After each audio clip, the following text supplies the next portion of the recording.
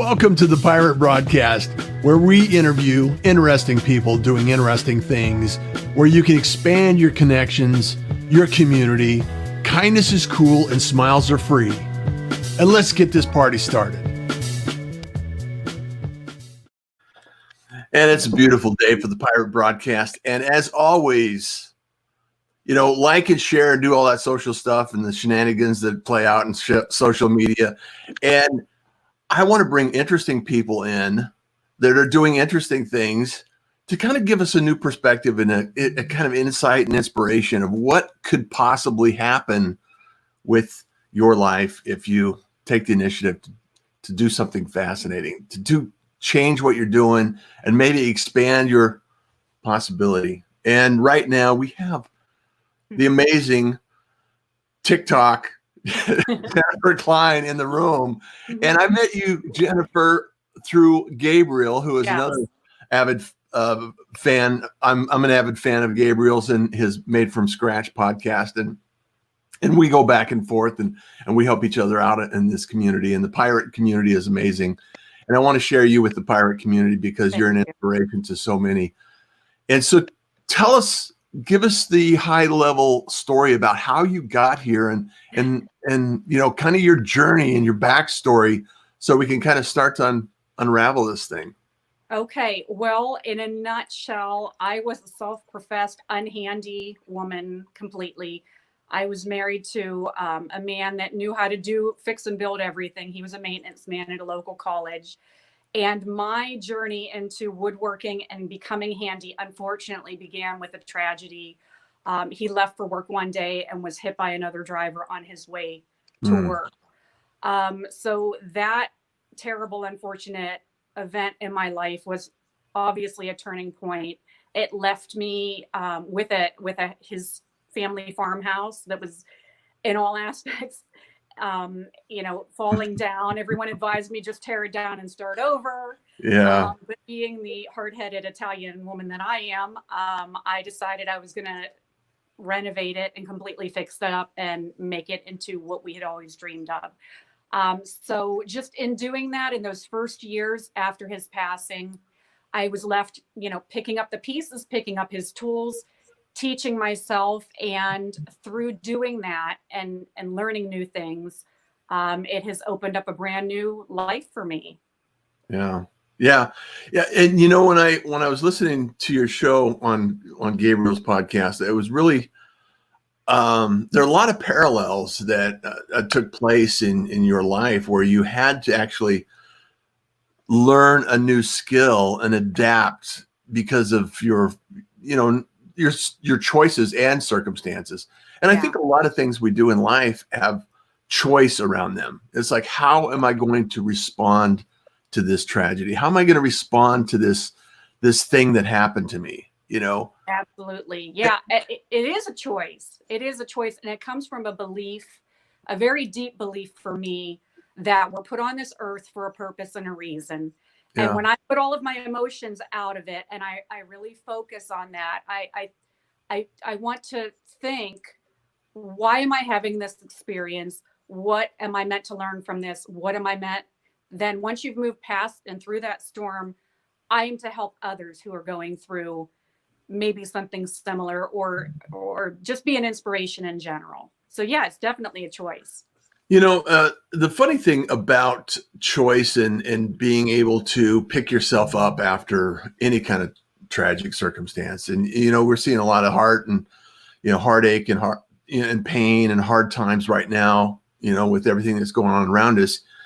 And I don't necessarily want to focus in on that as much as the fact that we have an option, we have an opportunity. And if we look at our circumstance and saying, okay, like you said, what can I learn from this experience? What can I take away from it?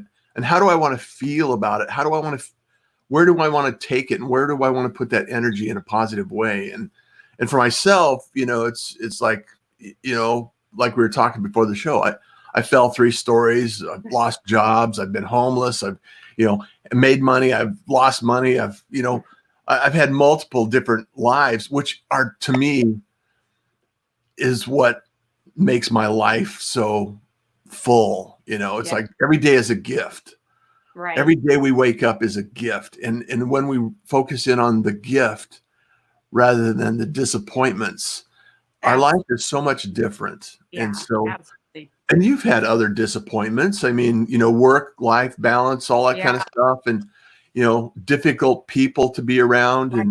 and challenging circumstances. So what inspiration can you share with others? I know there's probably a lot of people around that, hear your story and say, wow, my life is not so bad, or they say, wow, I can do that too. What kind of feedback do you receive now that you're kind of putting yourself out there and growing and expanding your horizons? I think if I could give any message, it would be that you just don't give up. Don't give up. And I'm human. Like, there are days I wake up and my prayer is, God, help me get through another day. Help me fulfill my purpose. Help me attract the people I want to.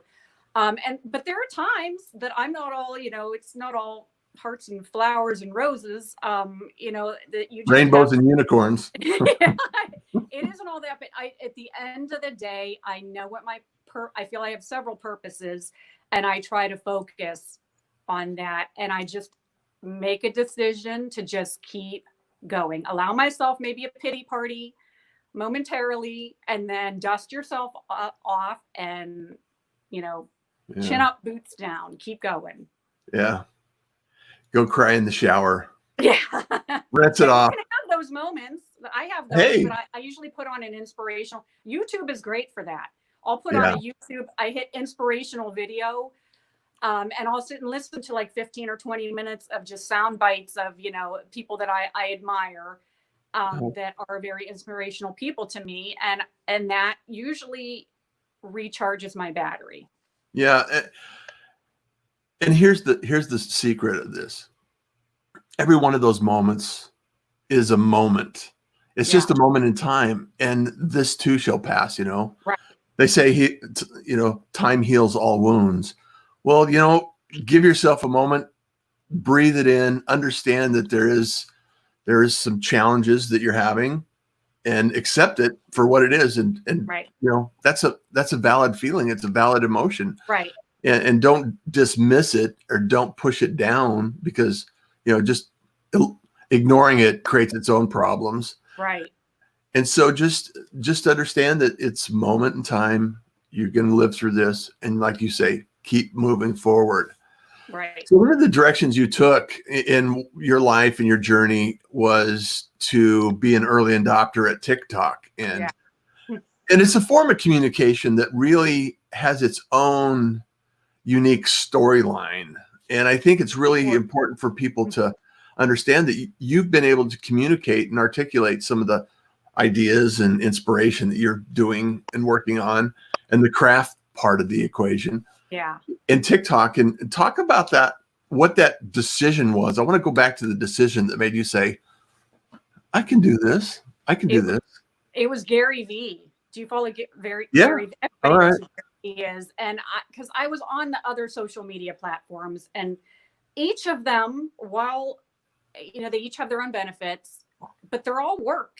At the end of the day, it takes time, it takes work. And so I kept hearing Gary V browbeat us, you have to, I'm telling you, this is the next big thing. Everybody needs to be on TikTok. Everyone needs to have their eye on blah, blah, blah.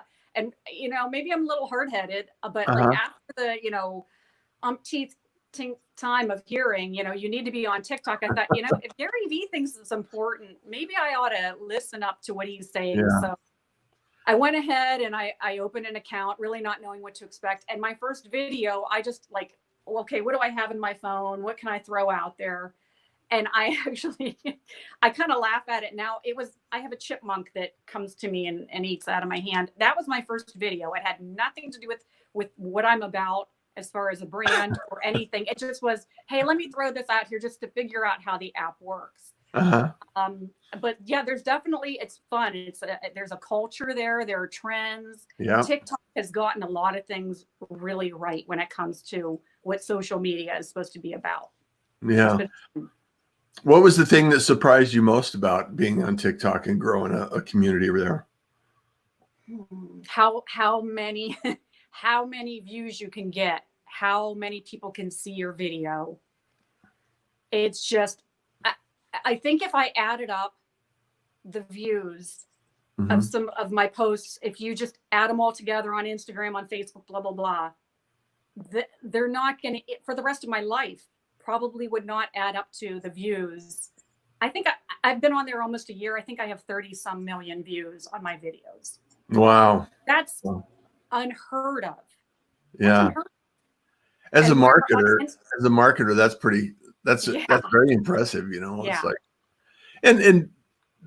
and here's the thing is now that it's been a year, it might be more challenging to get that same effect and outcome. And as with most platforms, social media platforms in general, is that they start out, they allow a lot of visibility to a lot of people, and then they kind of throttle it back and make adjustments in the algorithm and, you know, the community. And so it's not impossible. It's just a little more challenging, time consuming. And I think a lot of people that are not in social media have a tendency to diminish or dismiss how much time it actually takes to produce content on a consistent basis. Right. Like you're saying, some mornings you get up and you're thinking, I just want to throw my phone in the pond. I want to walk away. I want to go fishing or something. And it's like, you know, do you feel that way on a regular basis? Oh, yeah. You know what? It's kind of funny, and I'm going to touch on a little bit of what we were talking about a minute ago.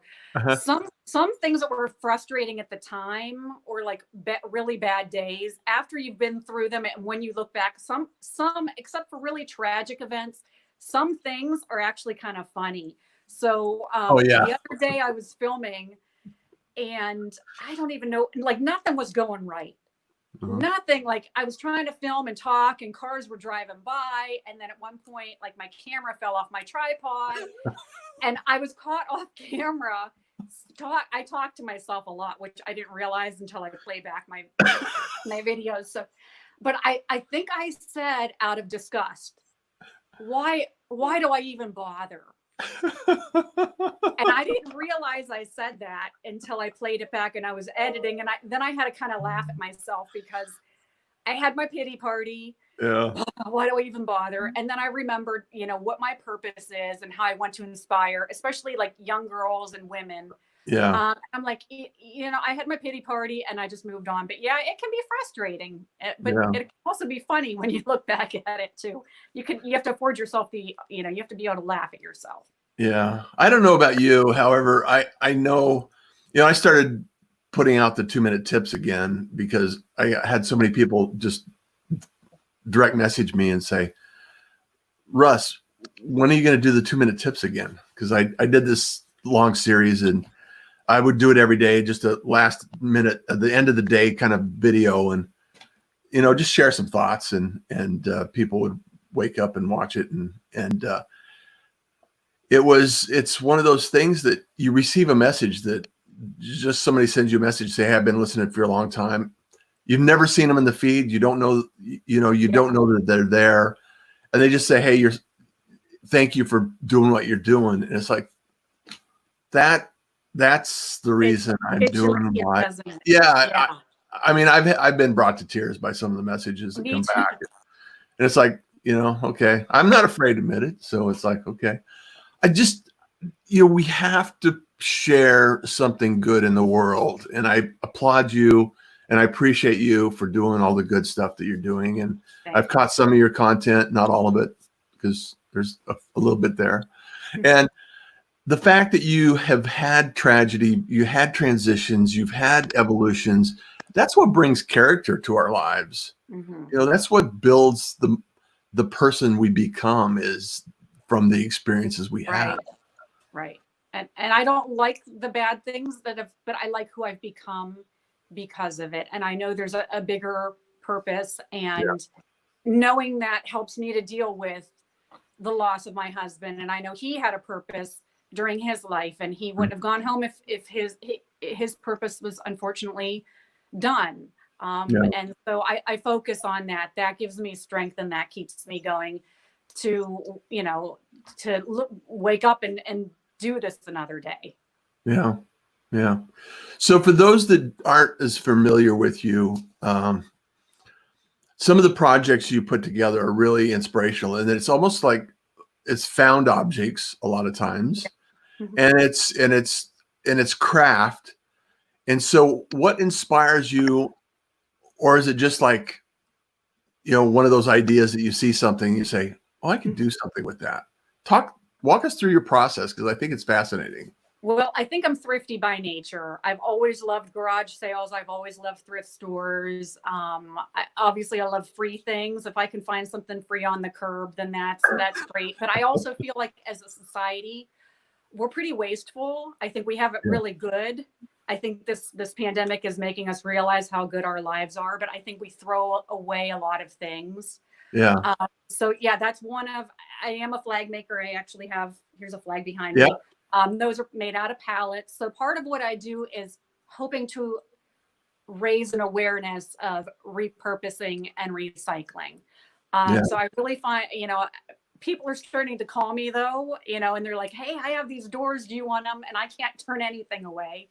But yeah, that's one of the things I really love to do is what can I take? I want to take something that nobody else wants, wave my magic wand and make it into something beautiful. So that's what I really love to do. Yeah. There's that analogy, someone's trash is another one's treasure. Yeah. So you're just creating treasure out of found objects and disposable items. Right. Which is amazing in itself. And the fact that you started doing this, it wasn't as you were in a fifth grader, drawing and creating, stuff out of woodworking. You started, after you lost your husband, and so are you still working on the house? Or are you still building, crafting the house and working on that part of the project? Any homeowner knows you will never quite be finished. People say, are you done with your house yet? I'm like, you're never done. I'll never be done. And I don't know that I ever really want to be done, if that makes any sense. I think that by the time I'm completely finished with everything, it'll be like, okay, now that dining room's out of date. Now I have to start over again. So yeah, there's always, I have plenty of things to work on. I have a list of projects. I have to write them down because I have so many ideas in my head that they will keep me up at night between like things I want to do here and projects that I see that I want to do. There's always just a list of ideas, of inventions, of things like that. Creative mind, you can't really shut it off. I know. And here's the other side of that is that you start getting creative, and it almost fuels the creativity. Yeah. It's like, okay, if I can do this, I can do that. And if I can do that, then wow, it's a powerful thing. Yeah. One of my sayings is imagine what I could do if I knew what I was doing, because really everything, like I said, I'm self-taught. Yeah. And so I'm like, sometimes I'll stand back and go, you know what? I had no clue what I was doing. I just tried to logically figure out the next best step. And that really turned out good for just winging it. So, yeah. It's amazing what you can do with a little bit of creativity. Yeah. I want to give a shout out to some of the people. We were talking earlier about this character called Gabriel. Yeah. Gabriel's in the house. Gabriel, he's giving some shout outs to people. Hello, Russ and Jennifer Cline. How are you? And then Sima, I believe I hope I said your name. One day soon. Hi, Jill. Yeah. And, choice is a big factor. How you create your own happiness despite the circumstances of the situation. Yeah. So true. So true. And, some of these things that are, Arcot. That's right. Tik Tok friend. And Jimmy Clem's in the house. Woot, woot. Yeah. So much. And Kenyatta, she's a good friend here in Arizona. Piratebroadcast. Now that you're a pirate, you can add that to your equation, right? I didn't know if I needed to dress the part. No. Lori Knudsen. There's so many people here that are just open and willing to appreciate what is being done in the community. And I just, my goal is to help inspire somebody to actually do something with it. You know, my goal and my message has always been, you know, you are the media. You know, like Gary says, you know, Gary Vaynerchuk said, you know, just pick up your phone and get started. You know, start somewhere, pick a platform, and just start creating. Because what happens, like with your creative process, you kind of discover your voice, and your message becomes clear. And the more you do it, the clearer it becomes. Yeah. Has that been your experience, or? Yes, and I've noticed that the more positivity you put out, and the more you take risks and put yourself out there, I believe in the law of attraction, and you definitely attract the people into your life that need to be there. It's like we're all, you know, on the same vibe, And you know, what is that smiles are saying? free too. Yeah, so that has been there's a lot, that's a true statement. Yeah, for sure. So what do you see in your going forward in your future? You continue to stay on TikTok and Oh yeah. do your found objects and flags, and Yes, and YouTube is starting to pick up as well. My YouTube channel is starting to pick up. I use DeWalt, love DeWalt products. I would love to be. That's one of my goals. I would love, if you're watching people, I want to be in your catalog. I want to be the first woman. That's one of my goals. Just to keep inspiring, to keep getting those messages, and knowing that I'm finally reaching the audience that I had hoped to inspire, which is predominant, you know, it's women and young girls. I want them to look at what I'm doing and say, I can do that too. If I can do it, anybody can do it. Trust me. absolutely, absolutely. And the thing about it is I think a lot of people are waiting for permission, and it's like, you have permission. It's already there. You have it. Yeah. And until someone tells me to stop, I'm just going to keep going. until the internet police stop me, I'm going to continue, right? Until the internet closes, I'll just continue to create something.